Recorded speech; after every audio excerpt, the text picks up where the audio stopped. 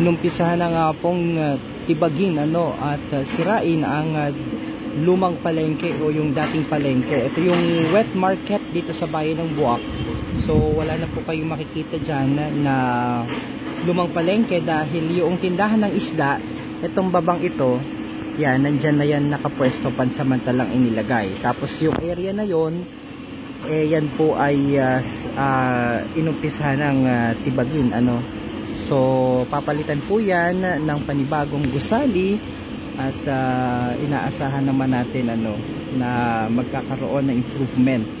Ang ating lamang samot dalangin sana magkaroon din ng parking space o parking lots para naman po sa mga sasakyan na bumibisita dito sa lugar, dahil talagang dito sa bayan ng Buwak napakahirap po ng parking area o parking spaces. So bali yan na po, sira na yung dating lumang palengke ng yung tindahan ng mga isda.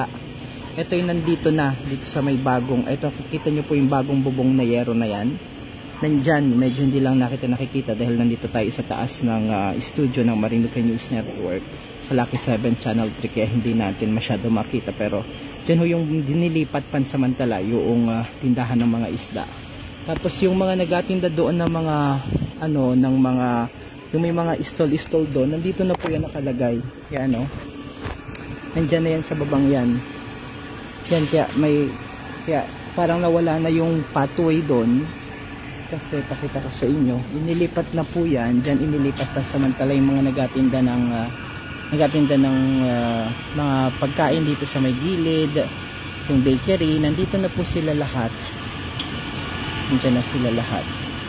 Kaya medyo parang siksikan, ang hirap kapag may sasakyan, napakahirap po talaga. Pero looking forward ho naman tayo na eventually mas gumanda yung area at magkaroon ng space nga for parking. Ito lang ay isang bagay na nais kong tanungin. Itong pinaka third floor na ito ng blue building, lawak po niyan pero walang gumagamit, sayang. Hindi nagana. Parang sana gawin na lang yung function area. Dahil ito yung taas ng blue building na ito, yung third floor. Wala po yung bakante ang lawak, sayang. Sana itong design ng panibagong palengke, sana may area para sa parking spaces talaga. Yun importante din po dahil sa pagtagal ho ng panahon dumarami ang tao, dumarami din po ang mga sasakyan. Yan. So po ay live na kuha dito sa may bahagi ng bayan ng Buwak, kung saan ay pinakita natin nga yung ginibang dating lumang palengke o yung tindahan ng mga isda. So isusunod po yan, yung medyo madumi na yung bubungan na yon, isusunod yan sa mga darating po na mga araw. Siguro hinahanapan pa rin lamang ng area kung saan ho ililipat, pero medyo mainit ho ngayon ang sitwasyon dito sa bayan ng Buwak. Alright, so pansamantala ho kami magpapaalam dito sa ating live vlog. Ingat po kayo palagi mga kababayan. God bless everyone. Mabuhay ang Marinduqueño sa mga panig ng mundo.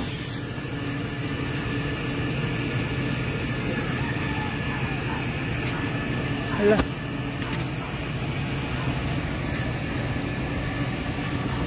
Tayo pala nakikita no? Loko. Lasantino hindi mo sinabi. Kita pala nakikita. Napindot pala kanina.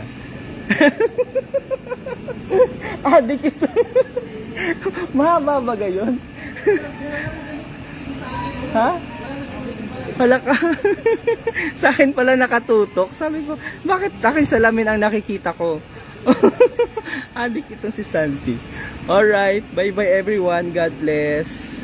God bless.